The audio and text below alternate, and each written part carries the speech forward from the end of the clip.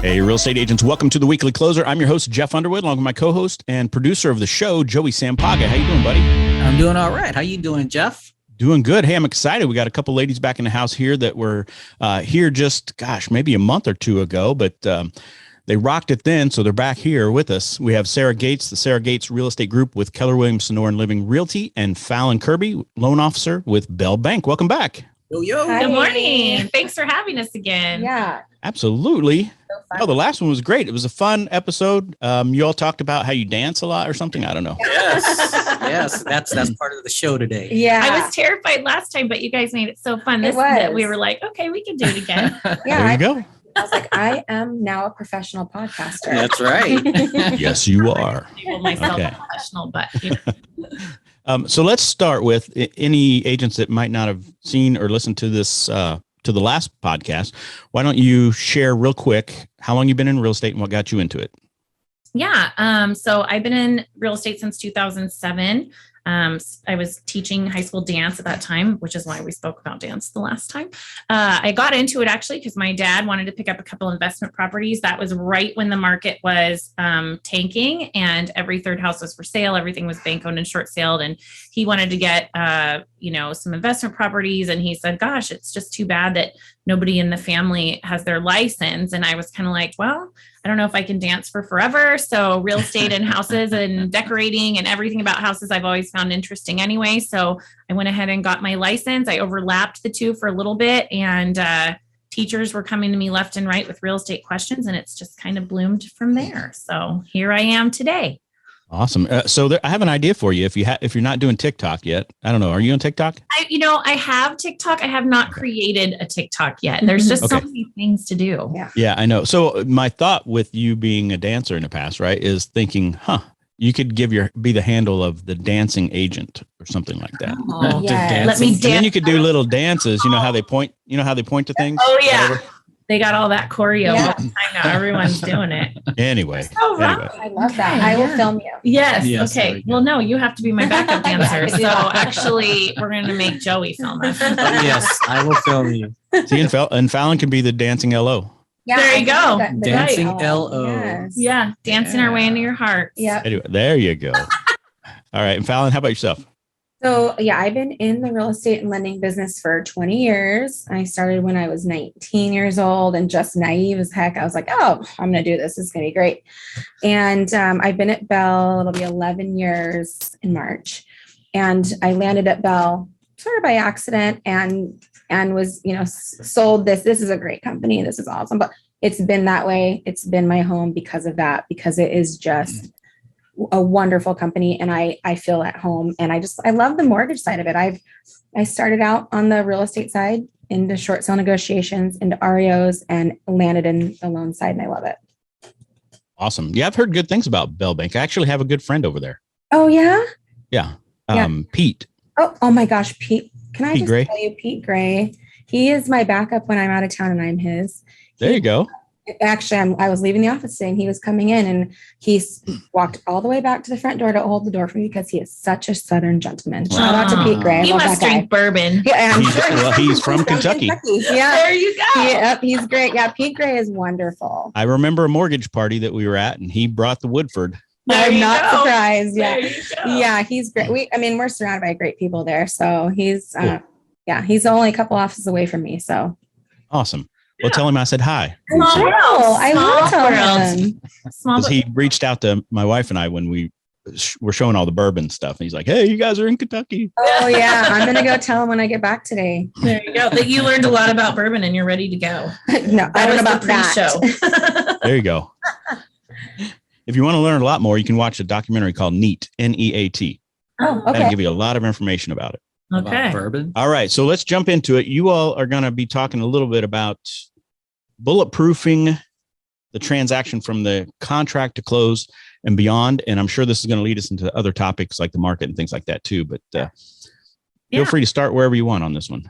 Well, I think when Fallon and I were kind of brainstorming like what we wanted to talk about, we were just thinking, we really strive to make sure that when we tell clients that we can do something, that we can do it, and a big portion of that is communication. And a lot of that falls on the lender, right? Which is why having Falon with me is so important, because any clients that are referred to me, the first question we're going to talk about is what's the plan for paying for it, and if it's not a cash transaction, then it's like, okay, I'm going to call Falon. I'm going to kind of give her the lowdown, who referred them to me, how I got them, if they're repeat clients, whatever. And then she's going to kind of go from there and really leaning on her to make sure that, it's something we can do, and helping the client understand that is such an essential part of the process, that I don't want to just go out and look at houses and show them homes, A, if we don't know if they can buy anything, but B, it's really more about, are we looking in the right price point, and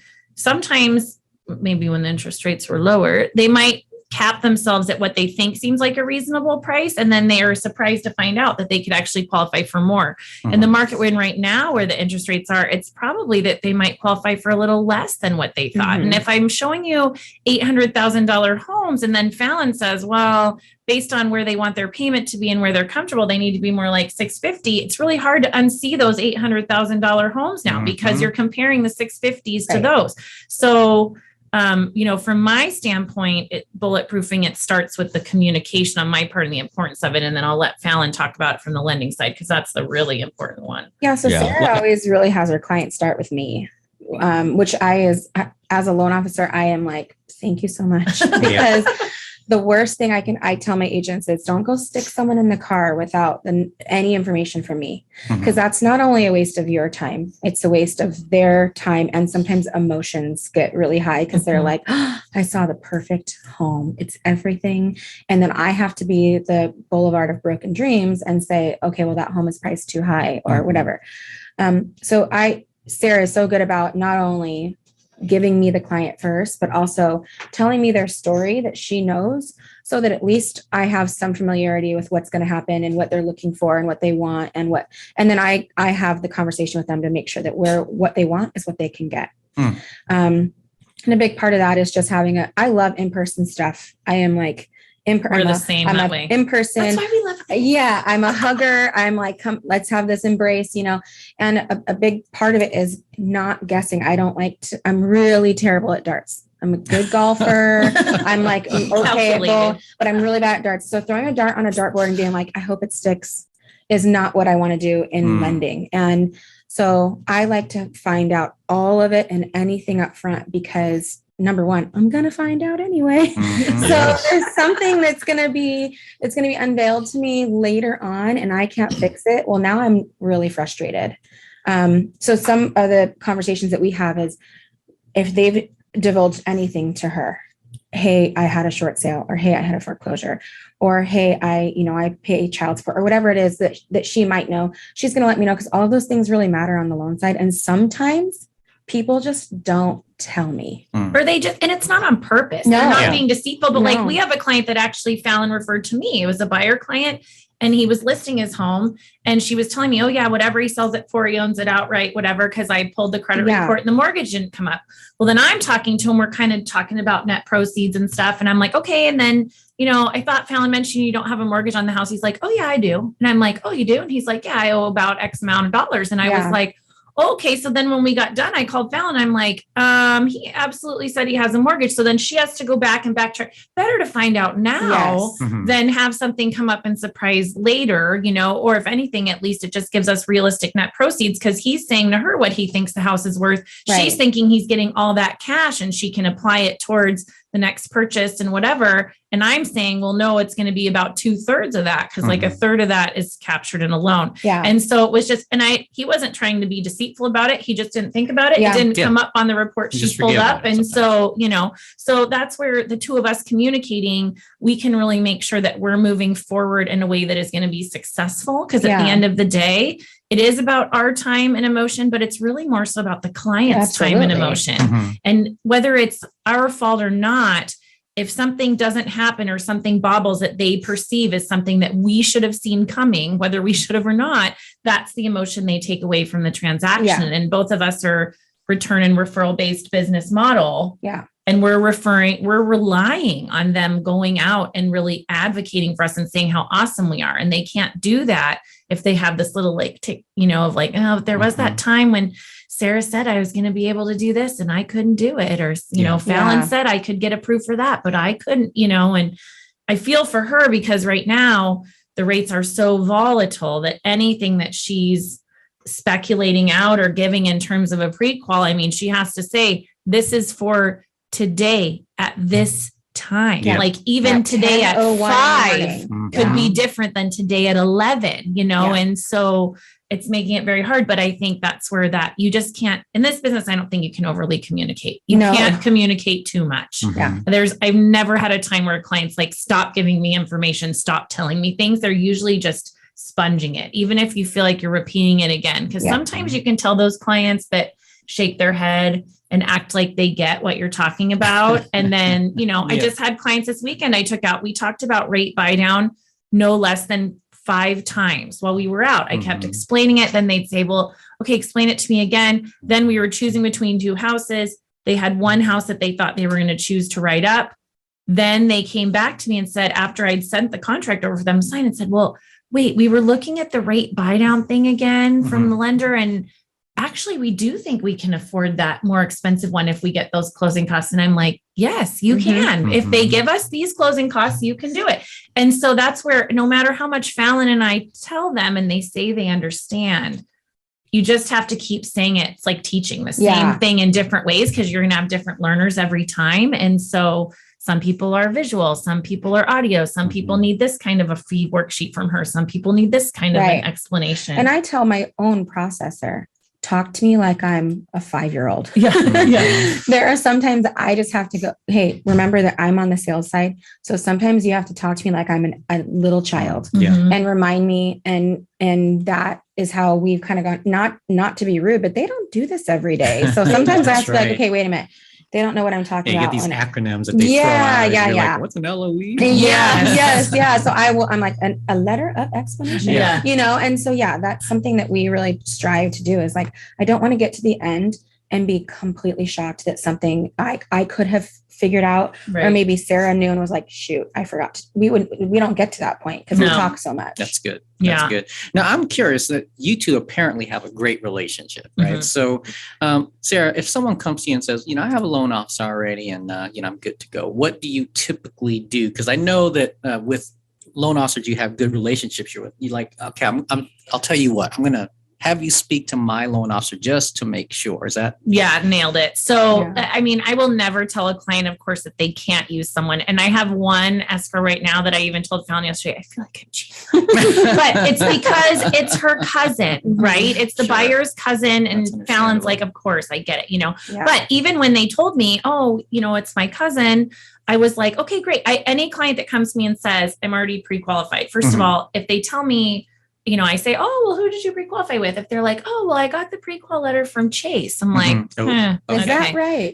So then I'm like, well, I go into my big bank spiel. Here's the deal. When you have those big banks, first of all, I know as a listing agent, I'm a little skeptical because there's a lot of times that those big banks, they're just issuing out pre-qual letters, not even a true pre-qualification form based on what they see sitting in your accounts or whatever. They haven't taken in a lot of stuff. And then I just tell them too, those big banks, it's more people in the pot, more people that have to review stuff, more people that have to be involved. And when things get off the rails, you typically get a lot of finger pointing of who's supposed to be doing it with not a lot of ownership. Yeah, they get paid a salary anyway. That's right. Yeah. So really I'm like, I said, so for me, it's really about the service and ensuring that the deal can get closed. If they come to me and they say, oh, well, yeah, I got done by Matt Smith at XYZ, then I'm like, great, send me the information for loan officer. I want to call, introduce myself, exchange emails so that we already have that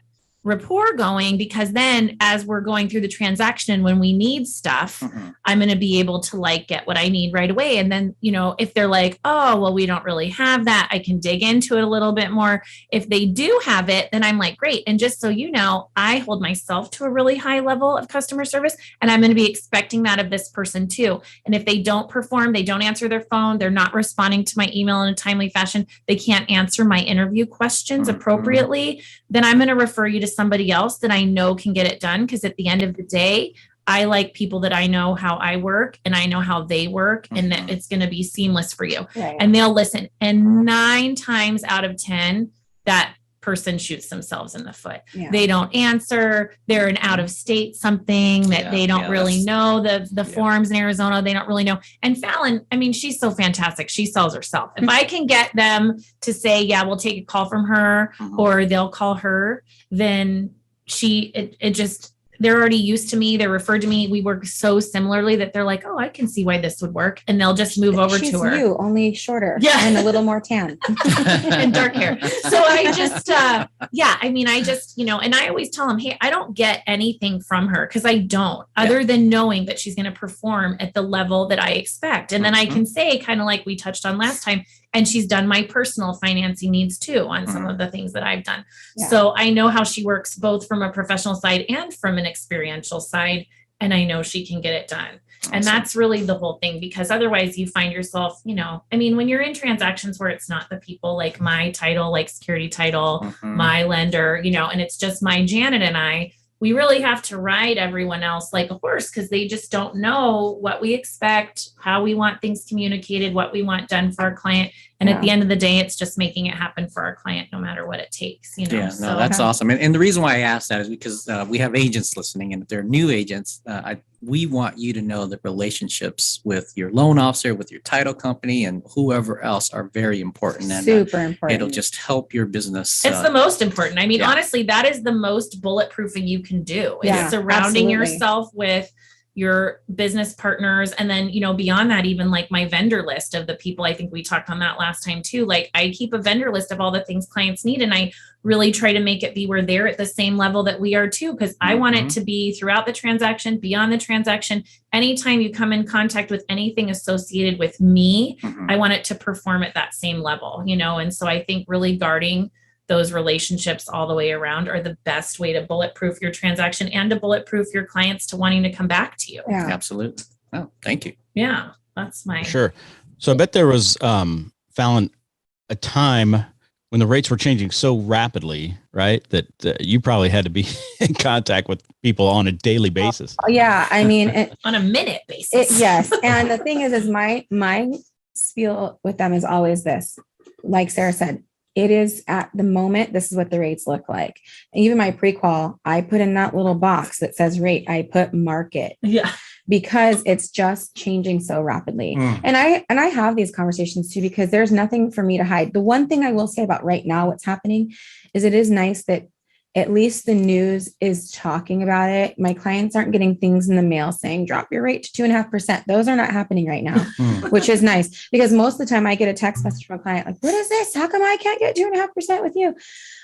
So this is something that I mean, again, having so much communication, I laugh because sometimes I'm like walking my son to the bus stop while answering emails, while texting starting at 6 a.m, because I'm like, okay, what is today? What is the House of Cards going to say today? And it's a real guessing game. And I've seen markets move around and shake around a lot. This has just been a tremendous change in a small time period. And all of us are just kind of like, okay. Well, didn't they say it's the most movement we've had in a short span of 40 years? Yes. Yeah. And so, a lot of it right now is just having these conversations with clients, kind of telling them, hey, look, if you're out there, like, for example, have a new build contract with just a regular old new build contract where I'm sitting here on my finger on the trigger to go ahead and lock that rate for 9 months. It's like, I mean, I'm kind of stuck in a position that it's a little tough, which is a big reason why I do a lot of OTC loans, one-time close loans, because we don't have to deal with that. We can lock the rate in at any point in that 45-day close. So this is going to separate the men from the boys. This is one of those situations where it's like, and Belle, I have lender friends and I will sit there and talk shop with these different companies. And while they have good products and they have good things to offer, a lot of it comes down to fees and rates. And our rate sheet is still pretty darn good if we compare all of them side by side. Yeah, that's good. I think it's important to be upfront. Like, right. if something, whether positive or negative, you're communicating that. Because I remember being a loan officer a long time ago, especially a brand new one. I was like, oh, I don't want to share that bad news with them. Let me see if I can spin it. Yeah, right. sure. And then, of course, through experience, you're like, okay, I can't be doing that anymore because I'm Can't getting spin myself in trouble. Yeah. Yeah. Well, So I just need to just tell them, but tell them, nicely and say, okay, but here's what we can possibly do. Yeah. Mhm. That's Right. another way to bulletproof the transaction, right? Yeah. Is to be upfront and honest. Yeah. If I ever run into an issue, I'll call Sarah and just say, hey, here is what I'm dealing with right at this moment. Yep. And give her my honest opinion. How do I feel this is going to go? Mhm. And just being on, I mean, listen, I am not responsible. I've had to go, I'm not responsible for this situation. In Yeah. some situations can't that I control can't it. control it. And I Exactly. it's can't. hard to and not it's shoulder it very- because we both shoulder it. But That's when right. the VOE comes back at the 11th hour, filled out wrong, Mhm. and now Falon has to go battle an HR company that Yeah. will Right. not make a It'd take a change and week or will 2 not weeks. admit Yep. that there's something wrong and has to go over their heads and whatever. Like, at the end of the day, all we could do was overly communicate to Right. those clients how hard we're Mhm. fighting everything that we're doing, keeping them in the loop, whether it was good or bad news, because then at the end and then it ended up being good news. Falon was able to overcome it. It just took some time, Yep. but she really battled on that one and kept all of us super in the loop. And then I just reassured them. I mean, if there's anyone that can get this done, it's Falon. She will not take no for an answer. She's very tenacious and will get after it. Yeah. And they knew that even if it did go south at the end of the day, that it wasn't because we just threw our hands up and said, sorry, we can't help you, and Well, moved and on to that's the next part thing. of it is there's some, and I can't speak for a loan officer specifically what they would do in it, but I notice myself, I will battle. I mean, I am like Mhm. on the ground fighting for my life if I have to on a transaction, especially because I'm like, if I believe in it, if it's gotten this far, I believe in this transaction and I believe that we're going to close. I Mhm. wouldn't have gotten this far if we didn't. And if I didn't think so. And so I will, like you said, I'm tenacious. My father-in-law used to tell me in high school Mhm. auto shop class, which I was in his class. Auto shop. Yeah, I had, Nice. yeah, that's a whole nother conversation. Okay. But I met my husband in that class, and my father-in-law used to tell me, I was like one of only 2 girls in there. Uh-huh. You're small but mighty. Dynamite comes in small packages. And my God, did that like resonate with me, because I know if you see me walking, click clacking my heels down the hallway, depending on how loud they're walking, you're like, okay, Fallon's Yeah. coming in and she means The business. volume's coming in hot right now. Yeah. So this is serious. Yeah. You know, so- most guys find girls in the shop hot. Oh, I know. I was like, I know. If you ask my husband, he's probably like, that's why he started dating me. He's like, Sure. she's taking auto shop class. Little did he know, I just didn't want to work on my 71 bug. I wanted him to do it. Oh, So- got it. Perfect. Fallon, the loan officer that doesn't only dance but can change the brakes. Yeah. Change the bra- I Pump the can do it. brakes. I don't want to, but Yeah. I can. That's Yeah. awesome. Yeah, so having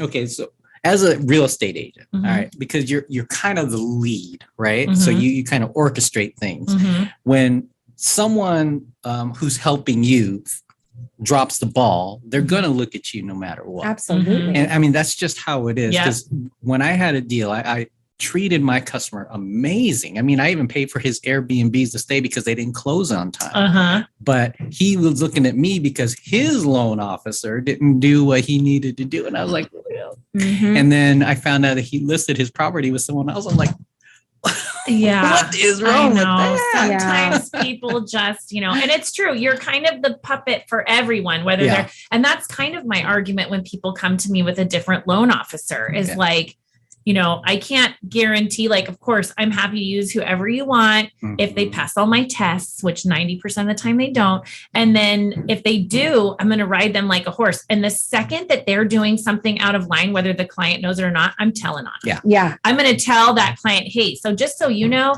I've called and left him 3 voicemails. I've asked 2 times today. Like normally if it was Falon, I would have heard from her by now, like right away, at least that I'm in queue. He's kind of vanishing. So I don't think it's a problem yet, but I just want to let you know that my red flags are already up. Like Mhm. I'm going to call it out so that they know, A, they didn't go with my person, Mhm. and B, that now I'm concerned. And so they can see that anything that's happening hopefully isn't a reflection of me. Mhm. But at the Mhm. end of the day, they lump it all together, Yeah. and so Yeah. there is that thing where when that happens, and all you can do is the told you so's and I'm so sorry and try to make up for that person's shortcomings while being super angry under your breath because you're like, if this was And she will Falon, have already I texted wouldn't me or have called to me. pay for this stuff because Yeah. Falon would have already had it taken care of. But now I'm shelling out for this or that just to try to keep it smooth and going so that my name will be good at the end, you Yeah. know, which is still the right thing to do. But you just feel like, if you want to go with my person, like, we're Yeah. going to be here, you know. That's right. But yeah, it happens, and they do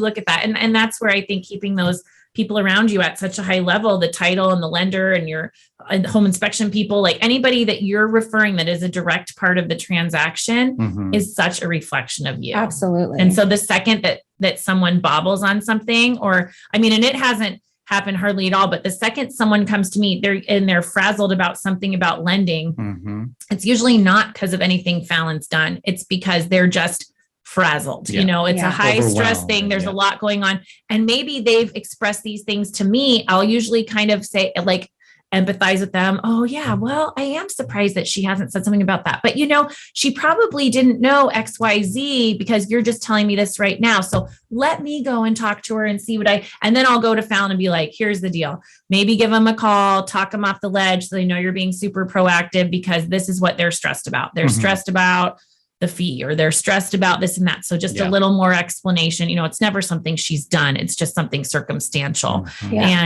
And, you know, and so, but I have had loan officers in the past where, you know, they were also excellent loan officers, bulldogs, Mhm. and, you know, they're trying to get something done and the listing agent is cooperating and they're calling the listing agent and they're really barking at the listing agent. And the listing agent calls me and says, I'm not going to talk to him Mhm. anymore. He's being like this or that. And I have to call them and say, hey, I get what you're trying to do here, but also you're making my job harder. Dial it down. Right. You don't get to talk to her anymore. I'll handle all the stuff. Like, and they're coming from the right place, just the wrong Mhm. approach. Yep. That's one thing I love with Falon is I've never had that problem because I need everyone to do their job and do it the way they're expected to do so that I have enough time to service all my clients at a high level. If I'm having to stop and call this agent and apologize on the lender's behalf for what he's saying or doing and this and that, it's taking time away Mhm. Well, that's from very other activities short-sighted. that I should be doing, you That's know? very short-sighted Yeah. because I also want to make sure I'm making the listing agent happy because that's also a future potential referral source. And Mhm. so there have been listing agents that we had a really strange situation come up on something that we had to get taken care of. And I called the listing agent, explained it, and she's like, I think it would sound better coming from you if you called the seller. I said, Yeah. oh yeah, okay, I'll call your seller. That's totally fine. Weird. And it was odd at the moment, but I was like, But she's super nice. I would never ask. I would never say, "Let me call your seller." But I am like, yeah, that's no big deal. Whatever it And takes. it was whatever it takes to make sure that they're happy and comfortable. And I mean, I'm like threatening to start buying. Remember that book, If You Give a Mouse a Cookie? Did you guys remember that book when you're? It's like a kid's book. It's really cute. Yes. But my kids both loved it. It's basically this mouse that walks into a room and wants a cookie. And then if you give him the cookie, he's going to want milk. And then if you give him milk, he's going to end up spill it and he's spill going it. to need to clean it up. Yeah, he's And gonna then clean it if up. he And has to he's- clean it yeah. up, he's going to need to wash He's the gonna get- towel. yeah. I mean, it like, and then he's going to into get this tired and thing. want to nap. And then he's going to wake up and want to write it, whatever. This is sometimes how it is in a transaction. My clients, I tell them, sometimes if you give the mouse the cookie she's wanting, like I want your bank statement. Mhm. After that, I'm going to go, well, what is this $300,000 deposit? Where did that come from? Yeah. And then after they explain that, so sometimes it is, she'll get that call like, well, Falon wants all this stuff from me. And sometimes it's just, you gave the mouse the cookie she was looking for. And then after that, she was like, I'd like a glass of milk, meaning I want you to explain what this is. So sometimes Yeah. that's what it really And is. that's where I can explain to, yeah, that's what she had to do for me too. Yep. Yeah, totally. Because she's been my LO. And then Yeah. they know it's not, because they're feeling like it's personal, like they're being extra scrutinized, like something's wrong, Yeah. or their money's not the right color, or whatever they're, feeling at Yeah. the time. And I have to be like, this is really standard protocol. Mhm. They have to just source everything. So when you Yeah. guys have extra deposits or things in there, it's not a big deal. Just a little extra paperwork. It's what she did for me too. Right. And then they're kind of like, oh, okay. So it's not like my loan's going to get denied because they're like scrutinizing extra. That's what they're worried about. Yeah. Yeah. How about the call of, I bought a new car? Oh, no. I just got a new No. Lambo. You Is that guys, going to be a problem?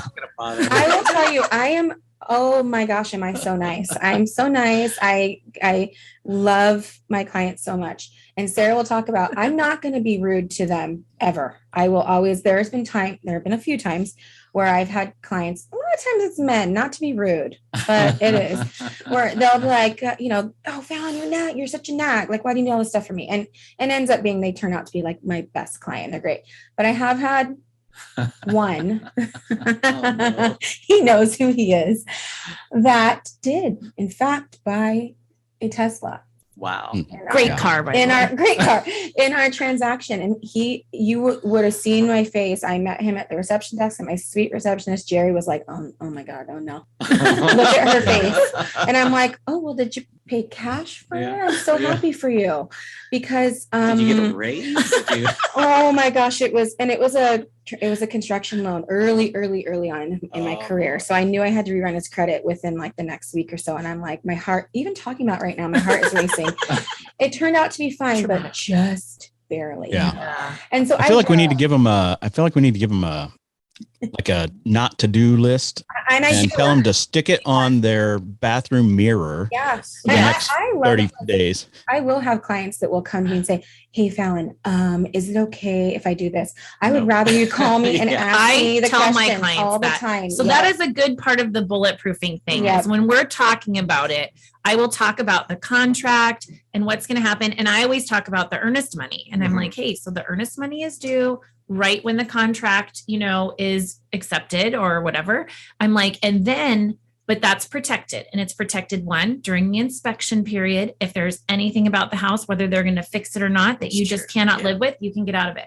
And then I say the second thing is the financing contingency. And that is if something happens and you can't obtain financing that is out of your control, you lose a job, someone gets in an accident, something medical happens, those things, we're going to be able to get you a loan denial, and that money is going to come back to you. If you go buy a yacht and a new RV, and those are things that you chose to do after Fallon and I have told you can't do that, then and you can't get the loan now, that earnest money is not going to be yours anymore. Like I make a point. And then I'll say, so everything's supposed to stay the same as it has now. So don't make any big purchases or do anything without talking to Fallon first. And sometimes they will say, I really want to buy this couch, or I really want to do this. It's on sale today. And they'll call Fallon and she'll look at everything and go, oh yeah, your debt to income ratio, you are fine. Go ahead and buy that amount. But at least I know she's run it by them. And it's not just like they're out at Living Spaces dropping bank. And then all of a sudden this big surprise comes up. Cause then I'll tell them too, sometimes lenders will do a hard and or soft pull of credit one more time at the end. And you can't have any surprises on there. You just don't want something to come up at the 11th hour. The second keys are in your hand, I won't let them do anything until the keys are in their hand. I'm like, don't even, after we signed at the title company, they still could decide to do something one more time. Now I know 99% of the time at that point, once we signed, they're good. But you just never know. And I don't want that to come up and be something at the end, because guess whose fault it would be? Mine. Well, and I listen to, context clues. If someone's like, oh man, I hate my job, my boss is a jerk. I'm like, is that a fact? Tell me more. But if you're going to tell me more, just hang on for, don't go swapping jobs. We've had clients that have swapped jobs in the middle of a transaction, and so many times it's fine as long as they come to me. Same industry, no gap in employment. I mean, if you've taken you're like, oh, well, now my monthly, my hourly pay is less, but I'm getting bonuses. Red flag, that's a problem. You know what I mean? Yes. So those are the things that, especially right now, it is so important. I feel like with the world changing, I want to make sure that my clients are doing everything they can. So I do, like, Jeff, I do have a good little upfront spiel that I'm like, don't quit your job, don't go, because it's happened to me enough times where I am like, I've had to mute my phone if someone says, hey, I quit my job, and I mute my phone so I can say a few like really bad words. And then I come back and I'm like, okay, now I think I'm on mute. I hope I'm on mute. And you know what? At that point, I probably don't bourbon. At that point, I probably don't even care if I'm on mute. You need to hear me upset. This is me being upfront. And I laugh because I have a mom voice and I have a loan officer voice, and they're depending on the moment, they're very similar. Where I'm like, okay. I said, don't quit your job. Yeah. Oh, that's great. That's great. We forgot to give a shout out to Kinder, didn't we? Yes. Security, right? Kinder Yeah. security. He's an Yeah. important part of your team. Kinder and her whole team, Christine and Andrea, all of them over there Oh, at you that guys. office, and Chandler, they're just fantastic. Yeah, we Yeah. were just there yesterday. Fallon and I were geeky. Like when she said we like everything in person, we totally do. Yeah. And so I go to all my signings, and then Fallon attends as well. Yeah. And I go to buyer and seller signings. Like this week, I went to a seller signing, and the escrow officer just about fell down. She's like, "You came to seller signing for 5 minutes?" I'm like, "Yes, I mean, Yeah, these it's are my important. people. I want to squeeze them. They're leaving for the other side of the country. I want to say bye. I want to give them my Yeah. special present because guess what? You never know when they're moving back. You never know what friends they still have here. Like I need to leave a lasting impression, you know." Yeah. And sometimes So- that's when I actually get to meet the buyer. I don't always meet the buyer up front now. I mean, I love to, but Yeah. everything's done online. And so Mhm. sometimes I meet them in person up front, but it's rare. So when Mhm. at the closing, sometimes I'm like, all right, bring it in. Let's Yeah. have a little Let's have a hug, little you know? That's great. Yeah, so we Yep. just hung out with Kinder yesterday. Yeah. She's awesome. Awesome. No, this has been great information again. Thank you so much for being back in here. Yeah, we love Appreciate it. Lots of great tips for the agents too. So before we go to the last segment here, is there anything else you want to share with either agents or loan officers in the market that we're in? Well, I want to say you guys hit it talking about new agents.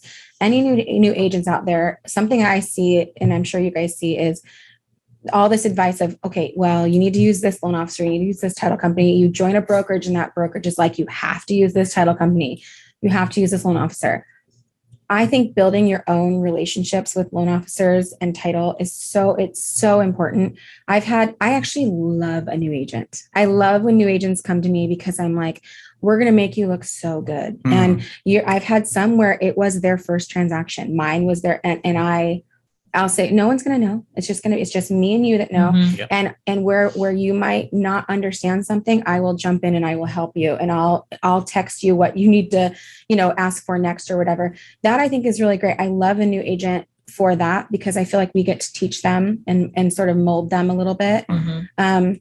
Just surrounding yourself with that team that is You need to super find important. the personalities that work for Yeah, you and to and- have a Yeah. dictated personality of like, this is our in-house lender, this is our Right. in-house title. Like Mhm. that may or may not feel good for you because everyone's Right. personalities are different. And you know? mine and Title's job as a loan officer in Title is to make Sarah look good Mhm. so that her clients are like, Yeah, okay, do we're going that. back because, we're going back because Sarah and her girls were awesome. And that I think is really important because they don't always come to me first. Yeah. Absolutely. No, that's awesome. The other thing I'd say to new agents is like, we were talking a little bit about this before the show started is that, everyone's a little bit panicked right now in the industry just about the low numbers and the low volume. And, buyers are a little bit more complacent even than normal, but Q4 is typically a slower season anyway. So if you put that in line, with what your historical norms have been, I mean, November and December have not been always like the rock star months for me, which is fine. And Yeah. take some time with your family and recharge and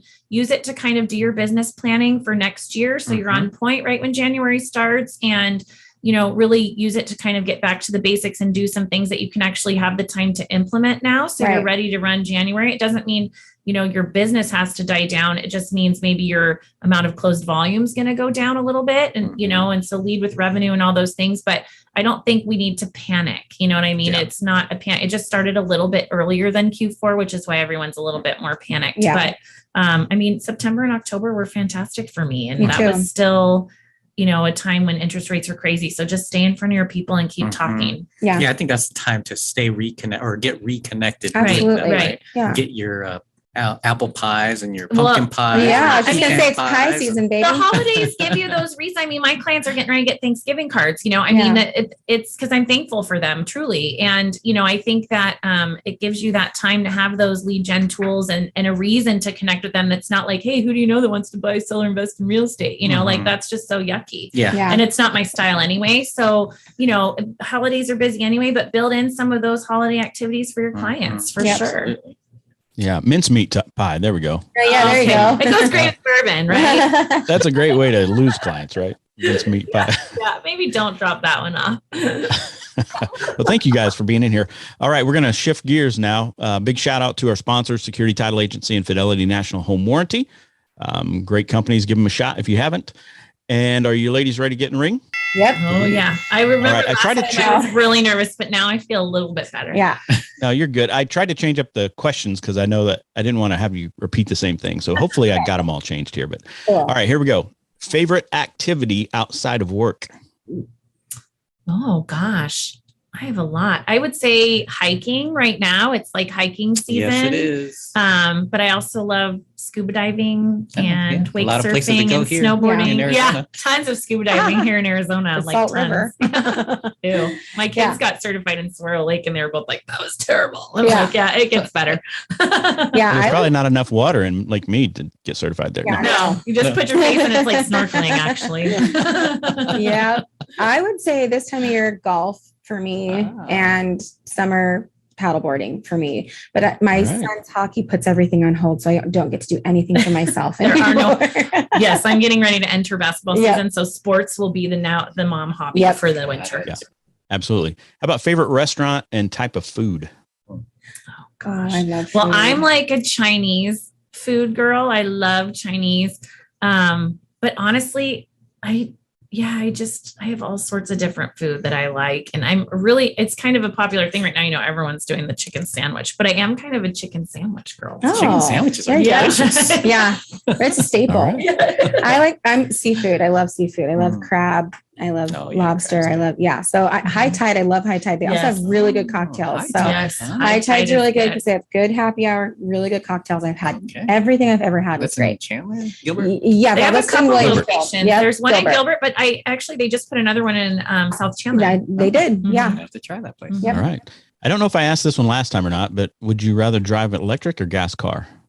Well, I have Oh. to say electric because that's what I This have. is very sensitive to her Although right this now. week I am driving gas and I had to get gas today only because my car's had what I thought was a lingering leak and turned out to be a cracked rim. Oh. So I have a new wheel on order because that's inexpensive. It's a good thing it's just the wheel. not Yeah, it is just a battery wheel. or So, anything. and luckily it didn't happen to me like on the road. So it's in the garage. I'm just waiting for the new rim to get in, which could be today, tomorrow, Friday. So I'm driving my husband's truck, which is quite a bit larger in size than Yeah. my regular car. And I had to get gas and it feels like a whole different world to me this Yeah. week. So I'm like, oh, I would love electric for the not having to put so much gas in my tank.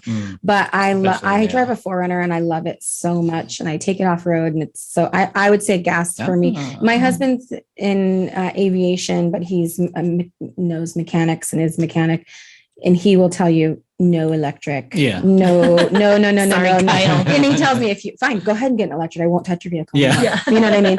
So Well, he won't have to because you So- only need tires. yeah, so gas for me for sure. Except, All right, cool. Yeah. Last question. Favorite superhero? Ooh. oh, well, of course it's Wonder Woman because she's awesome. Yeah, she's pretty. Oh yeah. Pretty. Yeah. She's Pretty? She Come is on. pretty, though. I'm with you. She's very she pretty. is hot, Yeah, but she's- she's also Well, I can't say that. My wife. Yeah. totally a bad woman out awesome. there, Yeah. you know? Yeah. I'm gonna go with Michael Keaton as Batman. Those Batman movies are my Oh, favorite. really? Michael Keaton. Yes, huh? yeah. Okay. I'm not like a Christian Christian Bale. Bale. No, Yeah. I love the old school. They look like a comic book. Mhm. Batman and the Joker is like Yeah. that's it for me. Yeah. See, and that's where Bat- Batgirl falls a little short. Yeah, like you can't absolutely. pick every girl superhero because some of them are kind of Yeah. sidekicky. I'm gonna be Poison Ivy for Halloween. So Oh, she's not yeah. a she's a villain, but the She's best a villain. Yeah. But so I like that group of Batman. Okay. Cool. Yeah. Awesome. Well, thank you, ladies, for being in here again. Yeah, it was Thanks so for having fun. You us. guys have to come back. Oh, Lot of fun. we will. Can't get rid of Come us on. now.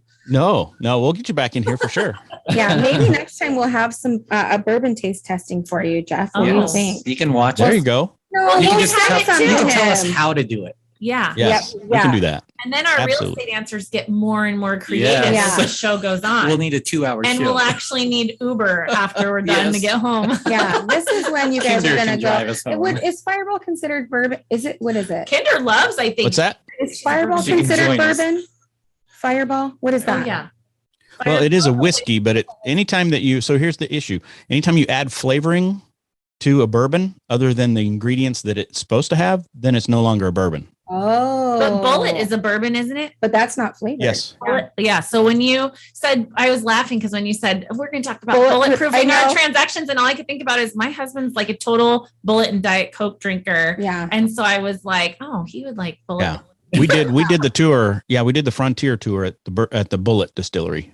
Oh, cool. They're very how do I want to say this? Technology facing. So Okay. they're using a ton of technology for doing their bourbon versus like a Buffalo Trace and a Maker's Mark that kind of still use a lot of the old school stuff. Mhm. So it's interesting to see My the dad's difference. a bourbon drinker, and you ask a bourbon drinker that Maker's Mark is the one still. Like that's still a really good. That was my favorite. That was my favorite tour. Was Over it? the top. Yeah. That's cool. Yeah, I'm Yeah. not. You guys, I'll have a visceral reaction if I do any of Yeah, that. I know. So. The only whiskey I can drink is the screwball The peanut butter. screwball, yeah. Which I'm That's sure a whiskey, yeah, not a bourbon That's not because of even the what I'm because of the Because of the flavoring they flavor. add. Yes, right. Yeah. Yep. Okay. Did you know bourbon can only be made in America, or it can only be called a bourbon if it's made in America? So if it's the same exact ingredient made in Ireland, it's an Irish whiskey. It can't be called a bourbon because Is it it's only trademarked American. in the US? Fascinating. Oh, it's just it's That's not like trademarked. It's champagne can't be called champagne unless it's from the Champagne region. Champagne. Yeah, it can't be called champagne. Yeah. So yeah, watch that documentary. Neat. They go through. I mean, it's really fascinating. About an hour and a half long, but Interesting. Okay, well, Worth we'll it. have to do that for homework for Yeah, the next homework podcast. for the next one. yeah, the guy from Buffalo Trace that did the tour in that documentary, I got a picture with when we were there because I recognized him from the documentary. Oh, famous people. He'd probably love that. Yeah, There. that's really cool. That is really Yep. cool. Awesome. All right, ladies. Well, I better let you get out of here. Thank you so thank much. you. All right, agents. Until next time, we will see you later. Adios. Great job. Awesome, Good guys. job. Thank you.